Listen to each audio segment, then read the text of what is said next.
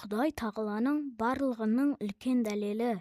Неше мың жылдан бері әркім әртүрлі қылып сөйлесе, бәрі де үлкен Құдай бар деп келгендігі, әр неше мың түрлі діннің бәрі де әділдік, махаббат Құдайға лайықты дегендігі.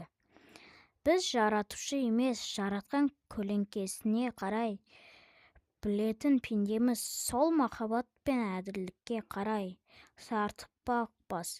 Сол Алланың хикметін біреуден біреу анығы жоқ сезумен артық тұрады. Иландым, сендім деген сөз иландырамын, сендіремін деген емес. Адамшылықтың алды махаббат, әділдік сезімі. Бұлардың керек емес жері жоқ, араласпайтын да жері жоқ. Ол жаратқан Тәңірінің ісі, айғырдың биігі ие болуында махаббат сезімі бар. Бұл әділдік, махаббат, сезім кімде көбірек болса, ол кісі ғалым. Сол ақылды біз жанымыздан ғалым шығара алмаймыз. Жаралып жасалып қойған нәрселерді сезіп, көзбен көріп, ақылмен біліп алатын пендеміз.